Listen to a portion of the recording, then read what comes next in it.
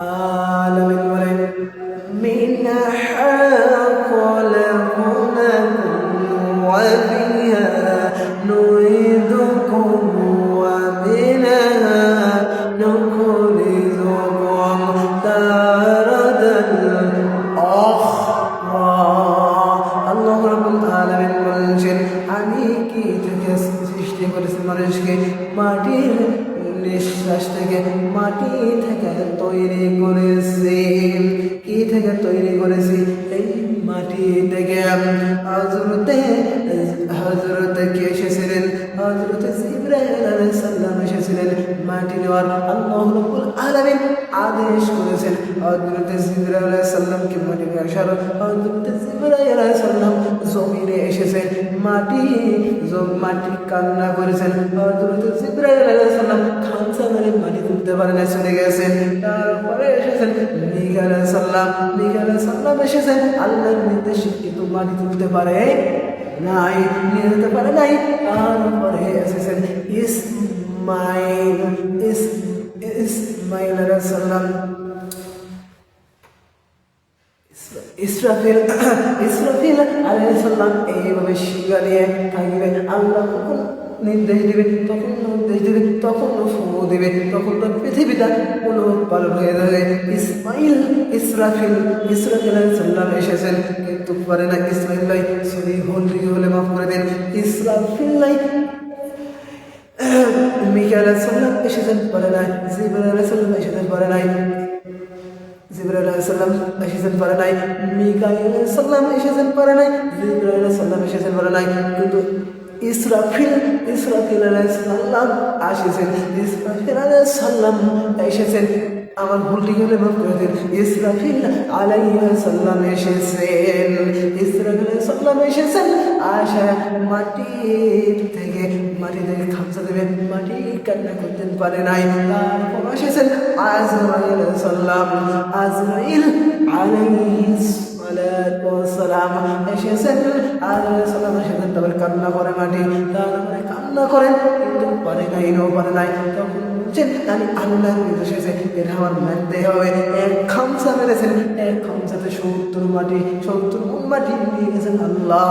এই মাটি থেকে এই পন্ত কে বানালো? ফেরেশতারা বানালো। আর এই পন্ত আল্লাহ নিজের হাত দিয়ে বানাইছেন। আল্লাহ কুন ফায়াকুন বলে হয়ে যেত, কুন বললে হয়ে যেত, ফায়াকুন বললে হয়ে যেত। কিন্তু আল্লাহ তা করে নাই, নিজের হাত দিয়ে বানাইছেন এই পন্ত। মিনহা খলাকনাকুম ওয়া ফিহা নুইদুকুম ওয়া মিনহা নুখরিজুকুম তারাতান উখরা।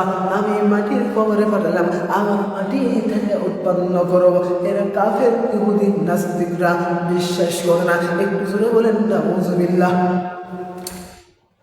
ওয়া মা খলাকুতুল জিন্না ওয়াল ইনসা ইল্লা লিয়া'বুদুন।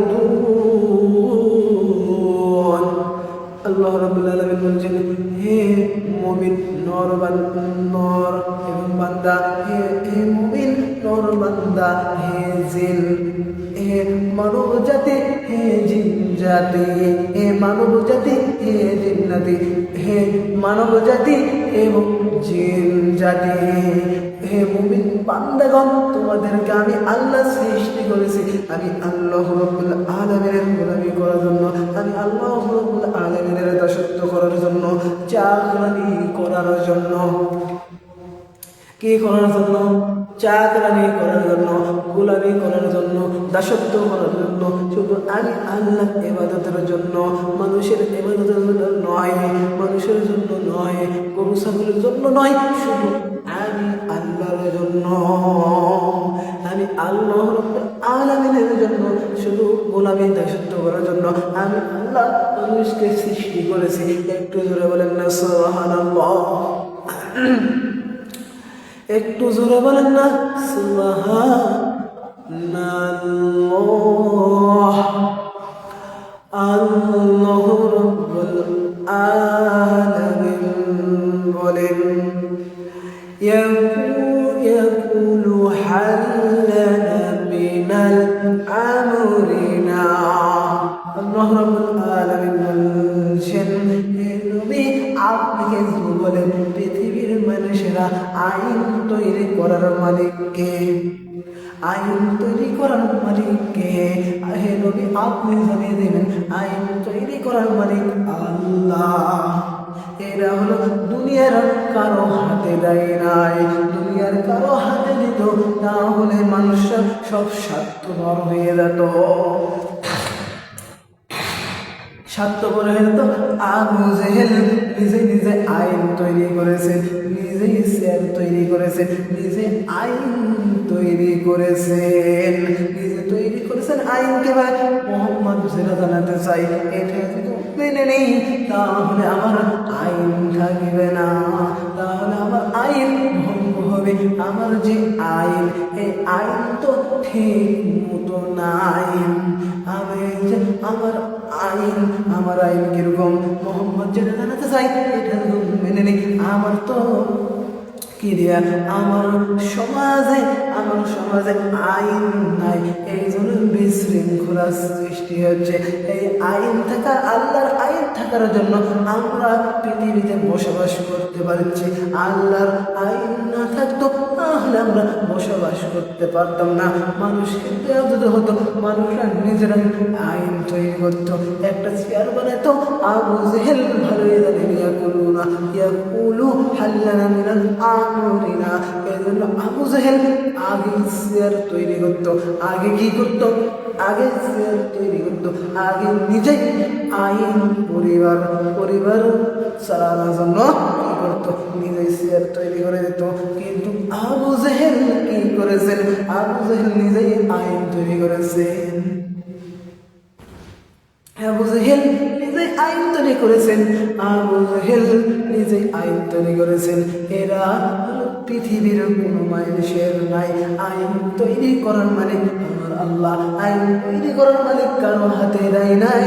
উনি নিজেই কিন্তু আইন তৈরি করলে না, উনি নিজে আইন তৈরি করা, নিজেই যেইভাবে হোক আইনটা সেইভাবেই চালাতো, সেইভাবে সংসদ চালাতো, সেইভাবেই রাজনীতি চালাতো। কিন্তু না না, আইন তৈরি করার মালিক আল্লাহ, আইন তৈরি করার শুধু মালিক আল্লাহ। আল্লাহ ছাড়া আইন তৈরি করতে পারবে না। আবু জেহেল নিজে আইন তৈরি করেছে। আমি মোহাম্মদ যেন জানাতে চাই, আমার সাথে আইনের সাথে মিল নাই, আমার তাহলে রাজনীতি থাকবে না। আমার যে রাজনীতি করি এই রাজনীতির সাথে আইনের মিল নাই, আমি যে সমাজনীতি করি এই আইনের সাথে মিল নাই, আমার পারিবারিক আইনের সাথে মিল নাই। এই জন্য আবু জেহেল আগে কি করেছে? আইন তৈরি নিজেই করেছে, নিজে তৈরি করেছেন আর নিজেই চলেছেন। আইন তৈরি করার নবী আপনি জানেন পৃথিবীর মানুষের কোনো আইন তৈরি করার কি নাই, অধিকার নাই। আমার আল্লাহ আইন তৈরি করবে, আমার আল্লাহ ছাড়া আইন তৈরি করার কারো পৃথিবীতে ক্ষমতা নাই। শুধু আল্লাহ আইন তৈরি করবে, শুধু আল্লাহ আইন তৈরি করবে, অন্য কেউ করতে পারবে না।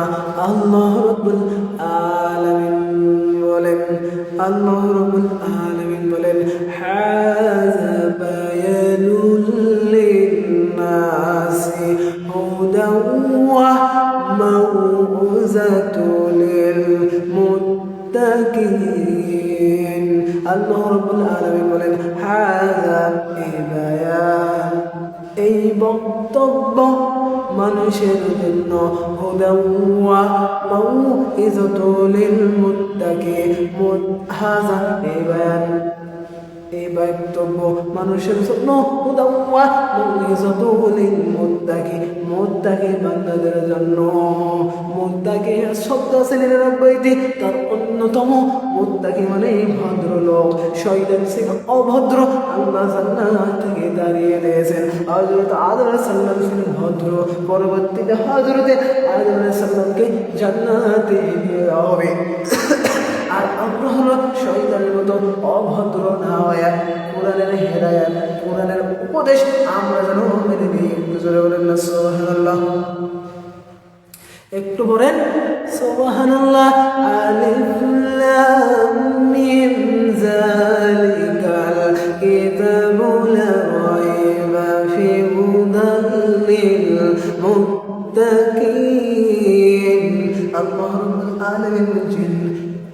রব্বুল আলামিন বলছেন এই কোরআনুল কারীমের ভিতর কোনো সন্দেহ নাই, ভুল ত্রুটি নাই।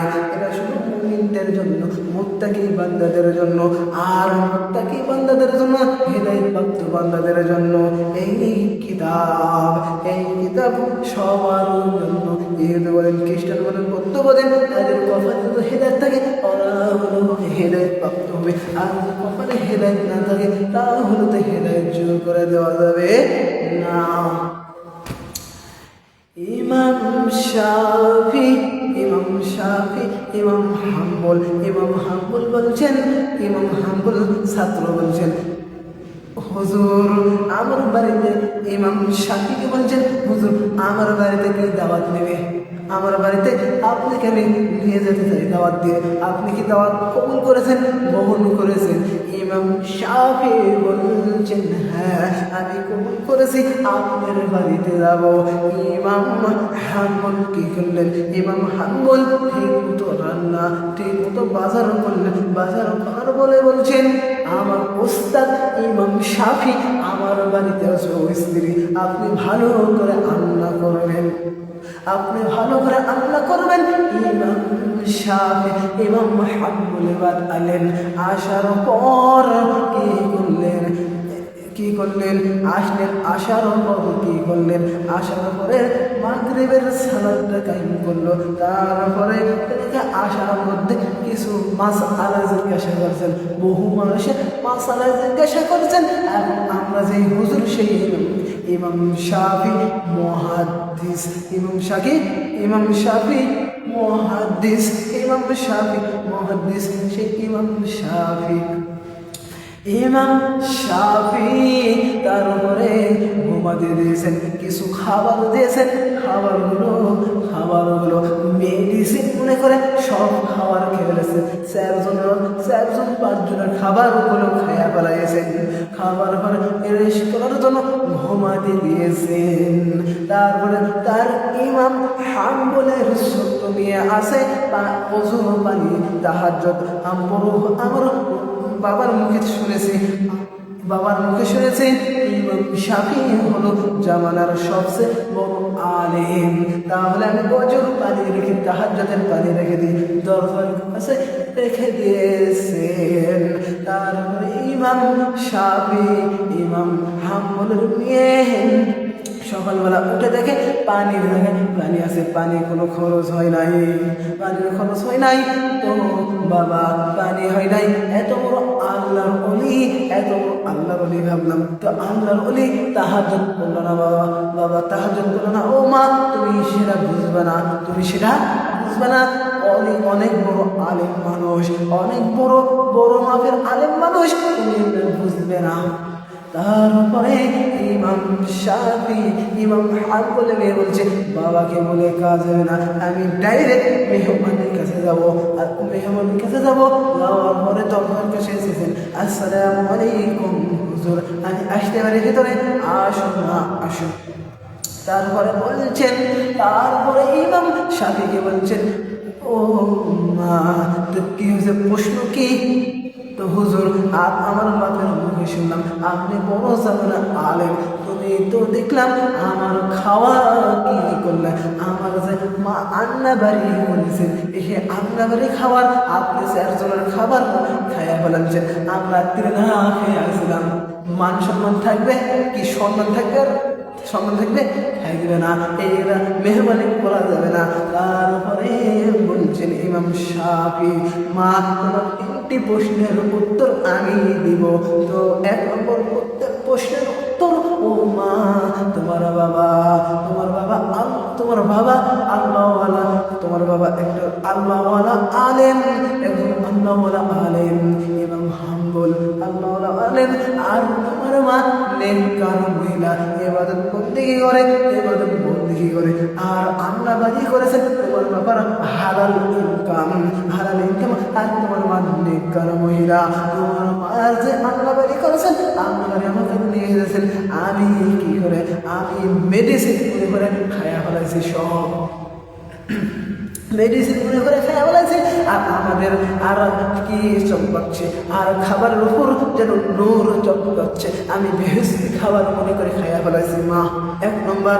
তারপরে আর আমাদের খাবার শয়তানি খাবার চাই না, আমাদের খাবারে বরকতকতা শয়তানগুলো খাবার চাই না, আমাদের নূর চমকানা দূরের কথা, আমাদের খাবারে নূর চমকানা খাওয়ার কথা দূরে, আমাদের শয়তানগুলো আমাদের খাবার শয়তানগুলো খাবার চাই না। 2 নম্বর, ও মেয়ে, 2 নম্বর প্রশ্ন, ও মেয়ে, আমি যখন এসেছি কি আমি আপনার বাড়িতে মেহমান হিসেবে এসেছি, আসার পরে আমাকে আস্তার ভিতর মেলা মানুষে মশলা জিজ্ঞাসা করেছেন, এই মশলা জিজ্ঞাসা করছেন, আমি ঘুমাই না, আমি মানুষের চক্ষু, আমি মানুষের মাথা নিয়ে এইভাবে আসি, কিন্তু আমি ঘুমাই না, আমার মশলা ঠিক করতে করতে সারা রাত চলে গেছে, কিন্তু আমি তাহাজ্জুদের নামাজ পড়েছি। কিন্তু আপনার মহল্লায় পানির সংখ্যক বেশি, আমার ওযু আসলো, আমার ওযু নষ্ট হয় না, সেই ওযুতে আমি কি করেছি, সেই ওযুতে আমি তাহাজ্জুদের নামাজ পড়ে দিয়েছি। একটু জোরে বলেন না সুবহানাল্লাহ। সূরাতুল বানি ইসরাঈলের 79 নম্বর আয়াত, দলিলগুলো বলা হচ্ছে না, দেখে নেবেন। আল্লাহর ওলির উপর, আল্লাহর ওলিদের উপর নফল তাহাজ্জুদের নামাজ নফল, আর আমার নবীর উপর ফরজ করে দিয়েছেন আল্লাহ। তাহাজ্জুদের নামাজ আমার নবীর উপর ফরজ করেছেন, আর আমাদের উপর নফল। তারপরে মা বলছেন আরেকটি, মা বলছেন তো তুমি যে খাবার খেলেন, তুমি কি 1 নম্বর গেল, 2 নম্বর, 3 নম্বর, মা, হে মা, আমি হলো কম খাই, কিন্তু আপনার হালাল বাবা ইনকামের টাকা দেখে আমি মেডিসিনগুলো খেয়াল আছে। আর 3 নম্বর প্রশ্ন, আল্লাহর, আমি তো জানি আল্লাহর ওলিরা 3 ভাগে খায়, 1 ভাগ পানি থাকবে, 1 ভাগ খাবার থাকবে, আর 1 ভাগ হলো 1 ভাগ ফাঁকা থাকবে। এই 3টি সুন্নত, আপনার নবীজির সুন্নত তো একটাও মানবেন না। না, এই 3টির প্রশ্ন আপনাকে আমি উত্তর দিলাম, 3টির উত্তর আপনি কি পেলেন? 3টির উত্তর আপনি অবশ্যই বলেন। আলেমের ভুল ধরতে যাও নাই। এখন শুধু এরকম করে ওযু করে নাই, ওযু না করে নামাজ পড়েছে, এরা হলো বাংলাদেশের আলেম হোক আর মানুষরা হোক, এরা কি উল্টা পাল্টা মশলা দিয়ে দেশ থেকে তাড়াইয়া দেবে, ঠিক কিনা বা ঠিক? দেশ থেকে তাড়াইয়া দেবে। এরা কি করবে? এরা হলো দেশ থেকে উল্টা পাল্টা আলতু ফালতু বক্তব্য দিয়ে দেশ থেকে তাড়িয়ে দেবে। কি করবে? কথা বল না কেন, দেশ থেকে তাড়িয়ে দেবে। আমার আজকের আলোচনার বিষয়, তুমি অহংকার করে জমিনে চলো না। সবাই জবান করে বলেন আউযু বিল্লাহি মিনাশ শাইতানির রাজিম, বিসমিল্লাহির রাহমানির রাহিম, ওয়ালা তামশি ফিল আরদি মারহা। আল্লাহুল আলামিন বলছেন তুমি জমিনে অহংকার করে চলো না। অহংকার কার? অহংকার একমাত্র আল্লাহর, একমাত্র আল্লাহ অহংকার করে জমিনে চলতে পারে। অহংকার কার? আল্লাহর। গর্বকার আল্লাহর। আমাদের কোনো অহংকার থাকবে না। টাকার অহংকার আছে না নাই? সম্পদের অহংকার আছে না নাই? চেহারার অহংকার আছে না নাই? এলিমের অহংকার আছে না নাই? জ্ঞানের অহংকার আছে না নাই? পোশাকের অহংকার আছে না নাই? চাকরির অহংকার আছে না নাই? অহংকার আছে। তোমরা অহংকার করে জমিনে চলো না। একমাত্র অহংকার করে আল্লাহ চলবে। আল্লাহ ছাড়া অহংকার করে পৃথিবীতে কেউ চলবে না। শুধু আল্লাহর অহংকার। এই অহংকার করে তুমি জমিয়ে চলো না। অহংকার, তোমার অহংকারে 1 ইঞ্চি মাটি ঢেলে যাবে না, 1 ইঞ্চি মাটি উপরেও উঠবে না। শুধু আল্লাহর অহংকার। আল্লাহ রাব্বুল আলামিন বলেন ইন্নাস সালাতা তানহা আনিল ফাহশাই ওয়াল মুনকার, নিশ্চয়ই সালাতগুলো অশ্লীল যাবতীয় কাজ থেকে দূরে রাখে। ইন্নাস সালাতা তানহা আনিল ফাহশাই ওয়াল মুনকার। আমার সমাজে সালাতগুলো কায়েম হয়ে যেত, তাহলে বিড়ি থাকতো না, সুদ থাকতো না, ঘুষ থাকতো না, জেনা থাকতো না, জুলুম থাকতো না, অন্ধকার থাকতো না। এইগুলো অন্ধকার, ক্যারাম খেলা, ফ্রি ফায়ার খেলা, লুডো খেলা, পাবজি খেলা, গেম খেলা, এইগুলো একটাও থাকতো না। শুধু ইন্নাস সালাতা তানহা আনিল ফাহশাই ওয়াল মুনকার, নিশ্চয়ই সালাতগুলো অশ্লীল কাজ থেকে দূরে রাখে। আমার সমাজে সালাতগুলো কায়েম থাকতো, তাহলে একটাও থাকতো না। একটু জোরে বলেন না সুবহানাল্লাহ। আমার সমাজে এইগুলো কাজ থাকতো, তাহলে একটাও থাকতো না, লুডো থাকতো না, ফ্রি ফায়ার থাকতো না।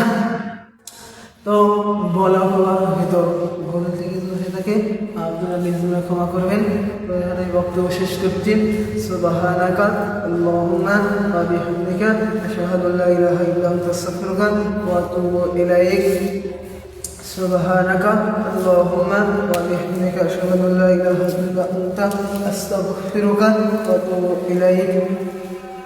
আসসালামু আলাইকুম ওয়া রাহমাতুল্লাহি ওয়া বারাকাতুহু। আসসালামু আলাইকুম।